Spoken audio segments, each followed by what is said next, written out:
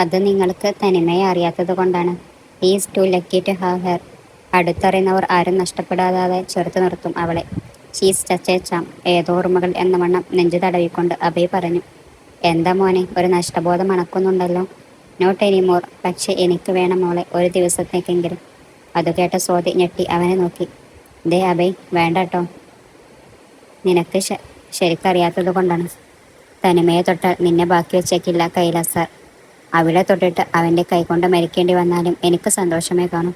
Miss Sodi Ajayakumar, പോയി പറഞ്ഞേക്കോളോട്. അവൻ്റെ സംസാരം സോദിയെ ഭയപ്പെടുത്തി കളഞ്ഞു. തനുവിനോട് ഇത് പറഞ്ഞാൽ ചിലപ്പോൾ പഠനം തന്നെ വേണ്ടെന്ന് വെക്കും. എന്തായാലും കാശിയെ കാര്യങ്ങൾ അറിയിക്കണം എന്നവൾ നിശ്ചയിച്ചു. നീ അവനെ കണ്ട് പേടിച്ചു പോയതാണല്ലേ? കാശി ചോദിച്ചു. അത് പെട്ടെന്ന് കണ്ടപ്പോൾ. എനിക്കറിയില്ല കാശിയേട്ടാ. 1-2 നിമിഷത്തെ മൗനത്തിന് ശേഷം തനു തുടർന്നു. ഞാൻ ഇത്തക്ക് പ്രതീക്ഷിച്ചിരുന്നില്ല കാശിയേട്ടാ, ഇത്ര ക്രിട്ടിക്കലാണെന്ന്. അത് അവൻ അറിയിക്കുന്നതാണ് തനു. നിന്നെ ഒരു ഇരയാക്കി സമൂഹത്തിൻ്റെ മുന്നിൽ നിർത്താൻ എനിക്ക് താല്പര്യമില്ല. അതുകൊണ്ട് എൻ്റെ നീതി ഞാൻ തന്നെ നടപ്പിലാക്കി. അവൻ്റെ മാത്രമല്ല, അവൻ്റെ കൂടെ ഉണ്ടായിരുന്നവരെയും. നീ കണ്ടില്ലല്ലോ അവരെ? അതിനു മുമ്പ് തന്നെ ചക്ക വെട്ടിയിട്ട പോലെ വീണില്ലേ? തനു നിറമില്ലാത്ത ചിരി അവൻ സമ്മാനിച്ചു. കാശി അവളെ കൂടുതൽ തന്നോട് ചേർത്ത് പിടിച്ചു. കാശിയുടെ ഒഫീഷ്യൽ ഡ്രൈവർ ഹരിമുരളിയുടെ ആ കാഴ്ച കണ്ട് പുഞ്ചിരിച്ചു. വിയൂർ ജയിലിൽ നിന്ന് ഉച്ചക്കത്തേക്കുള്ള ഭക്ഷണം വാങ്ങി തനുവിനെ ഫ്ലാറ്റിലെത്തിച്ചു. ഫുഡും മരുന്നും കൊടുത്തു. ഉറങ്ങാൻ പറഞ്ഞു വിട്ട ശേഷമാണ് കാശി തിരിച്ചു പോയത്. ഓർമ്മകൾ വെറുപ്പുമുട്ടിക്കുന്നതിന് മുമ്പേ മരുന്നിൻ്റെ ആലസ്യം അവളെ ഉറക്കി കഴിഞ്ഞിരുന്നു. ഫോൺ നിർത്താതെ അടുക്കുന്നത് കേട്ടപ്പോഴാണ് കണ്ണു തുറന്നത്. ഡിസ്പ്ലേയിൽ കാശിയുടെ പേര് കണ്ടപ്പോൾ സമാധാനം തോന്നി. പറയൂ കാശിയേട്ടാ, ഞാൻ ഉറങ്ങിപ്പോയി. അത് കുഴപ്പമില്ല, നീ പോയി ആ വാതിൽ തുറക്ക്. അപ്പുറത്തെ ഫ്ലൈറ്റിലെ ആൻറ്റി നിനക്ക് കൂട്ടിനു വന്നിട്ടുണ്ട്. അതൊന്നും വേണ്ടിയിരുന്നില്ല കാശിയേട്ടാ. തനു, ഞാൻ വരാൻ ലേറ്റാകും. ഒറ്റയ്ക്കിരുന്നാൽ നിനക്ക് ആവശ്യമില്ലാത്തതൊക്കെ ചിന്തിക്കാൻ തോന്നും. അതുകൊണ്ടാണ്. ആരെ പുറത്ത് നിർത്താതെ നീ പോയി വാതിൽ തുറക്ക്. തനു ഫോൺ വെച്ച ശേഷം എഴുന്നേറ്റ് ചെന്നു. ഐശ്വര്യമുള്ളൊരു സ്ത്രീ വാതിലിന് പുറത്ത് നിൽക്കുന്നുണ്ടായിരുന്നു. അലസമായി ചുറ്റിയൊരു കോട്ടൺ സാരിയാണ് വേഷം. ആഢ്യത്വം ഉള്ള മുഖം, മിനിമം ആഭരണങ്ങൾ, വിഷാദം നിറഞ്ഞ കണ്ണുകൾ. അവൾ പുഞ്ചിരിച്ചുകൊണ്ട് അവരെ സ്വാഗതം ചെയ്തു. ഇപ്പോൾ എങ്ങനെയുണ്ട് മോളെ? കുഴപ്പമില്ല ആൻറ്റി, ഇരിക്കൂ. അവർ സോഫയിലിരുന്നു. തനു അവർക്ക് കൊടുക്കാൻ എന്തെങ്കിലും എടുക്കാൻ അടുക്കളയിലേക്ക് പോയി. അവർ എഴുന്നേറ്റ് അവരുടെ കൂടെ ചെന്നു. ഞാൻ ദേവി. കാശി ദേവിയമ്മ എന്ന് വിളിക്കും. തനിമ എന്നല്ല പേര്? അതെ, കാശിയേട്ടൻ പറഞ്ഞിരുന്നു. പിന്നെ ഇല്ലാതെ, ഞാൻ വന്നിരുന്നു നിങ്ങളുടെ കല്യാണത്തിന്. അന്നത്തെ സാഹചര്യത്തിൽ പരിചയപ്പെട്ടൊന്നും മോൾക്ക് ഓർമ്മ കാണില്ല അല്ലേ? തനുവിൻ്റെ കയ്യിലിരുന്ന ജ്യൂസ് പിറകൊണ്ടു. അവൾ ഞെട്ടി അവരെ നോക്കി. ദേവമ്മ അവൾക്ക് സുഖമില്ലാത്തത് കൊണ്ടാണെന്ന് വിചാരിച്ചു. വേഗം കയ്യിൽ പിടിച്ചു. മോളെന്തിനെങ്ങനെ വിറക്കുന്നത്? വെയ്യേ? കുഴപ്പമൊന്നുമില്ല ദേവിയമ്മേ. അവർ ജ്യൂസും കൊണ്ട് തിരികെ ഹാളിൽ വന്നിരുന്നു. അപ്പോൾ നമ്മൾ പറഞ്ഞു വന്നത് കല്യാണത്തിൻ്റെ കാര്യം. അന്ന് നടക്കുന്നതൊന്നും ഓർമ്മ കാണില്ലെന്ന് എനിക്കറിയാം. ആരൊക്കെ വരുന്നു, എന്തൊക്കെ പറയുന്നു പോകുന്നു. പിന്നെ വന്നു കണ്ടാൽ പരിചയഭാവം കാണിച്ചില്ലെങ്കിലും ഇവിടെ വിടുന്നു വന്നു എന്ന് വിചാരിക്കുകയും ചെയ്യും.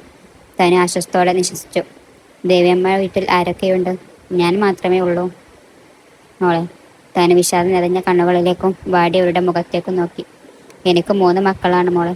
2 പെണ്ണും 1 ആണും. പെൺകുട്ടികളുടെ കല്യാണം കഴിഞ്ഞു. മകനും ഭാര്യയ്ക്കും ഇപ്പോൾ ഞാനൊരു ഭാരം. വീട്ടിൽ തീരെ നിൽക്കാൻ പറ്റാതെ വന്നപ്പോൾ ഞാൻ ഉള്ളതെല്ലാം വിറ്റ് ഈ ഫ്ലാറ്റ് വാങ്ങി ഇവിടേക്ക് പോന്നു. ബാക്കി പൈസ ബാങ്കിൽ FD ഇട്ടു. എന്നെ വേണ്ടാത്തവർക്ക് എൻ്റെ സ്വത്തിൻ്റെ ആവശ്യം വേണ്ടല്ലോ. അപ്പോൾ പെൺമക്കൾ, അവർക്ക് എത്ര നാൾ എൻ്റെ കൂടെ വന്ന് നിൽക്കാൻ പറ്റും മോളെ? ഭർത്താവും വീട്ടുകാരും സമ്മതിക്കുമോ അതിന്? വന്ന ദിവസം ഒന്ന് കഴിയും മുമ്പേ വിളി തുടങ്ങും തിരികെ ചെന്നാലോ ഒരു കുന്നുപണി ഉണ്ടാകും ചെയ്യാൻ. അമ്മായിമ്മ ഉണ്ടെങ്കിലും എല്ലാം അവൾ വരാൻ വേണ്ടിയിട്ടിരിക്കും. മോളെ വിവാഹം കഴിഞ്ഞാൽ ഭർത്താവിൻ്റെ മാതാപിതാക്കളെ നോക്കേണ്ടത് പെണ്ണിൻ്റെ കടമയാണ്. പക്ഷെ സ്വന്തം അച്ഛനെയോ അമ്മയെയോ കൂടെ നിർത്തി പരിചരിച്ചാൽ അത് ഭർത്താവിൻ്റെയും വീട്ടുകാരുടെയും ഔദാര്യമാകും. എനിക്കങ്ങനെ ആരുടെയും ഔദാര്യം പറ്റി ജീവിക്കാൻ താല്പര്യമുണ്ടായിരുന്നില്ല. അവർ ഉറപ്പോടെ പറഞ്ഞ് അവസാനിപ്പിച്ചു. 60 വയസ്സുള്ള ഈ സ്ത്രീയുടെ ചങ്കൂറ്റം പോലും 22-ാം വയസ്സിൽ തനിക്കില്ലല്ലോ എന്ന് തനു ചിന്തിച്ചു. എനിക്ക് സഹായത്തിനൊരു കുട്ടിയുണ്ട് മോളെ, ലക്ഷ്മി എന്ന പേര്. അവളും അവളുടെ മോള് കാർത്തവും. ഇപ്പോൾ കാർത്തുമോളെ അവളുടെ അമ്മമ്മക്ക് കാണണം എന്ന് പറഞ്ഞത് കൊണ്ട് പോയതാണ്. നാളെ വരും. അവരും അമ്മയുടെ കൂടെയാണ് താമസം. അതെ, അവളുടെ ഭർത്താവ് ഉപേക്ഷിച്ചിട്ട് പോയതാ. ഞാൻ കൂടെ കൂട്ടി. ഇപ്പോൾ എനിക്കൊരു സഹായമാണ്. പിന്നെ അവൾ നമ്മുടെ അപ്പുറത്തെ ബിൽഡിങ്ങിലെ സൂപ്പർ മാർക്കറ്റിൽ ജോലിക്ക് പോകുന്നുമുണ്ട്.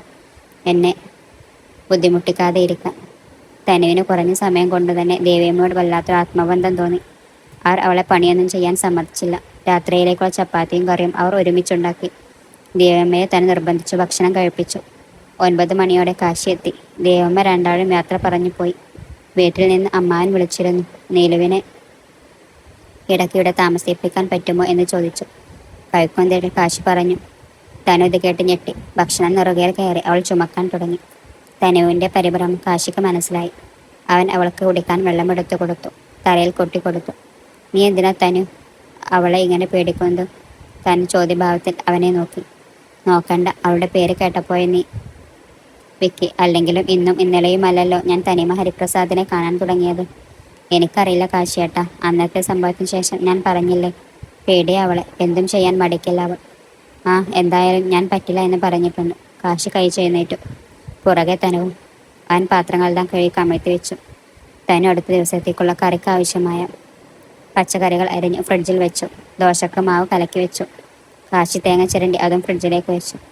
അടുത്ത ആഴ്ച മുതൽ നമുക്കൊരാഴ്ചത്തേക്കുള്ളതൊക്കെ സൺഡേ റെഡിയാക്കി വെക്കണം, അവൻ പറഞ്ഞു. കാശിയുടെ കൈകളിൽ പറ്റിച്ചേർന്ന് കിടക്കുമ്പോൾ തനു നീലുവിനെ ഓർത്തു. അവൾ എന്തിനാ ഇവിടെ വന്ന് താമസിക്കണമെന്ന് പറയുന്നത്? അവരുടെ എന്തോ പാർട്ട് ടൈം കോഴ്സിന് ചേർന്നിട്ടുണ്ട്. സൺഡേസിൽ രാവിലെ 7 മണിക്ക് ക്ലാസ്. സാറ്റർഡേ വൈകുന്നേരം ഇവിടെ നിന്നിട്ട് ക്ലാസ് കഴിഞ്ഞ് സൺഡേ തിരികെ പോകാനാണ്. തനൊരു നിമിഷം ഒന്ന് ആലോചിച്ചു. പിന്നെ പറഞ്ഞു, അവളോട് ഇവിടേക്ക് വന്നോളാൻ പറയാം കാശിയേട്ടാ. കാശി ഞെട്ടി.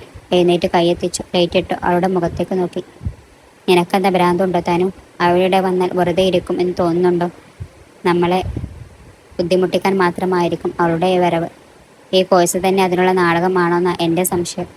വെറുതെ എന്തിനാ തനു വഴിയെ പോകുന്ന വയ്യാവേലി വിളിച്ചു വരുത്തുന്നത്? തനുവും എഴുന്നേറ്റിരുന്നു.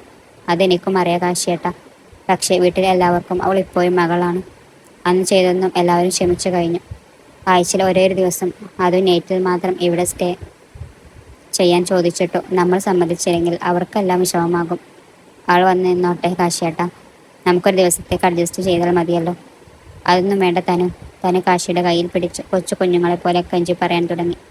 കാശിയേട്ടാ പ്ലീസ് പ്ലീസ് പ്ലീസ്, എന്തെങ്കിലും ചെയ്യും. ഞാൻ കിടന്നുറങ്ങാൻ പോകുക. കാശി ലൈറ്റ് ഓഫ് ചെയ്തു തിരിഞ്ഞു കിടന്നു. തനുമെല്ലെ പുറകിൽ കൂടെ അവനെ കെട്ടിപ്പിടിച്ച് ചേർന്ന് കിടന്നു. കഴുത്തിന് മുകളിൽ തൻ്റെ തല ചേർത്ത് വെച്ചു. കുറച്ച് നിമിഷം കടന്നുപോയി. പെട്ടെന്ന് കാശി നേരെ തിരിഞ്ഞു തനുവിന് അഭിമുഖമായി കിടന്നു. തനു നെട്ടിപ്പിടഞ്ഞ് അകന്നു മാറാൻ നോക്കി. പക്ഷെ അവൻ അവളോട് കൂടുതൽ ചേർന്ന് കിടന്നു. അവളെ നിന്ന് നോക്കി. കണ്ണുകൾ ഇറക്കി അടച്ചു പിടിച്ചുകയാണ്. മുഖത്ത് പക്ഷെ വല്ലാത്ത നിഷ്കളങ്കമായ ശാന്തമായ പുഞ്ചിരിയുണ്ട്. കാശിമെല്ലെ തനുവിൻ്റെ നെറ്റിയിൽ ചുണ്ടുകൾ ചേർത്തു. തനു ഞെട്ടി കണ്ണു തുറന്ന് അവനെ നോക്കി. പിന്നെ തൻ്റെ നെറ്റിയിൽ തൊട്ടു നോക്കി. ആ ചുണ്ടുകളുടെ തണുപ്പ് അവളുടെ നെറ്റിയിൽ തങ്ങി നിന്നിരുന്നു. ഇത്തവണ എന്തുകൊണ്ടോ അവളെ എപ്പോഴും അസ്വസ്ഥമാക്കുന്ന ഓർമ്മകൾ തിങ്ങി വന്നില്ല. ഓളം അടങ്ങിയ തീരം പോലെ ശാന്തമായിരുന്നു ആ സമയം തനുവിൻ്റെ മനസ്സ്. കാശി ഒന്നുമില്ലെന്ന് കണ്ണിച്ചിമ്മി കാണിച്ചുകൊണ്ട് അവളെ തന്നോട് ചേർത്ത് പിടിച്ച് കിടന്നുറങ്ങി. ഉച്ചക്ക് രണ്ടുപേരും ക്യാനിൽ നിന്ന് കഴിക്കാനാണ് തീരുമാനിച്ചത്. ഇറങ്ങും മുമ്പ് തനുവിൻ്റെ കയ്യിൽ പിടിച്ചു വലിച്ച് തന്നോട് ചേർത്ത് നിർത്തി കാശി മൃദുവായി നെറ്റിയിൽ ചുംബിച്ചു. ആ കണ്ണുകളിൽ തന്നെ നോക്കി ആർദ്രമായി പറഞ്ഞു, ഐ ലവ് യു തനു. തനുവിൻ്റെ അമ്പരപ്പ് മെല്ലെ നാണത്തിന് വഴിമാറി. ചുണ്ടുകൾ ഒരു ചിരി തുളഞ്ഞു വന്നു. അതുകൊണ്ടതോടെ കാശിക്കും സമാധാനമായി. അപ്പോൾ വീണ്ടും ചിരിക്കാനൊക്കെ തുടങ്ങിയല്ലേ? തനുവും ആലോചിച്ചു. ശരിയാണ്. പിന്നെ യാത്ര പറഞ്ഞു പോയി. ക്ലാസ്സിലെത്തിയപ്പോഴേക്കും സോദി ഒരു ചെറിയ ബോക്സ് തനുവിന് കൊടുത്തുകൊണ്ട് കെട്ടിപ്പിടിച്ചു. ഹാപ്പി ബർത്ത്ഡേ മിസ്സിസ് തനിമ കൈലാസ്നാഥ്. ഇന്ന് തൻ്റെ ബർത്ത്ഡേ ആണെന്ന കാര്യം തനുവും അപ്പോഴാണ് ആലോചിച്ചത്. കുറച്ച് ദിവസങ്ങളായി ചിന്തകളൊന്നും നേരെയല്ലല്ലോ. ഇന്നലെ മിഡ്നൈറ്റ് വിളിച്ച് വിഷ് ചെയ്യാൻ ഇരുന്നതാ. പിന്നെ നിങ്ങളുടെ ആക്ടിവിറ്റികൾ തടസ്സമാകണ്ട എന്ന് വിചാരിച്ചു. സോദി കണ്ണുറക്കി കാണിച്ചു. Thank you dear. തനു സോദിയെയും കൊണ്ട് സീറ്റിൽ പോയിരുന്നു. ഗിഫ്റ്റ് തുറന്നു നോക്കി. മനോഹരമായ ഒരു പാർക്കർ പേനയായിരുന്നത്. വീട്ടിൽ നിന്ന് ആരും വിളിച്ച് വിഷ് ചെയ്യാത്തതിൽ അവൾക്ക് വിഷമം തോന്നി. എല്ലാം നോക്കിക്കണ്ട് ചെയ്യുന്ന കാശിയേട്ടൻ പോലും. അപ്പോഴേക്കും ക്ലാസ്സിലെ മറ്റു കുട്ടികളും തനുവിന് ആശംസകൾ അറിയിക്കാൻ വന്നു. ഉച്ചക്ക് ബ്രേക്കിൻ്റെ സമയത്ത് എല്ലാവരും കൂടി അവളെ കൊണ്ട് കേക്ക് കട്ട് ചെയ്യിച്ചു, ആഘോഷിച്ചു. എല്ലാം കഴിഞ്ഞു കയ്യിലൊരു പൊതിയുമായി അഭയ് വരുന്നത് കണ്ട് തനുവിൻ്റെയും സോദിയുടെയും കണ്ണുകളിൽ ഒരുപോലെ ഭയം നിറഞ്ഞു. പേടിക്കേണ്ട തനിമ, ഞാൻ ഇതുവരെ ഒന്നും പറഞ്ഞതും തെറ്റായിരുന്നു എന്നെനിക്ക് ബോധ്യമായി. ഇനി മുതൽ എന്നും ഞാൻ തൻ്റെ നല്ല ബെസ്റ്റ് ഫ്രണ്ടായിരിക്കും. തനു അന്തം വിട്ട് നിൽക്കുകയാണ്. അഭയുടെ പെട്ടെന്നുള്ള മാറ്റം കണ്ട് അവൾക്ക് സന്തോഷം തോന്നി. ഇനി കാശിയേട്ടൻ അങ്ങാനും. Happy birthday to you. ഇതെൻ്റെ സന്തോഷത്തിന് ഞാൻ വാങ്ങിയ ഗിഫ്റ്റാണ്. താൻ എന്നെ ഒരു ഫ്രണ്ടായി കാണുന്നുണ്ടെങ്കിൽ ഇത് വാങ്ങണം. ക്ലാസ്സിലെ മറ്റു കുട്ടികളെല്ലാം തനുവിൻ്റെ പ്രതികരണം കാത്തു നിൽക്കുകയാണ്. മനസ്സില്ലാ മനസ്സോടെ അവൾ ആ ഗിഫ്റ്റ് ബോക്സ് വാങ്ങി.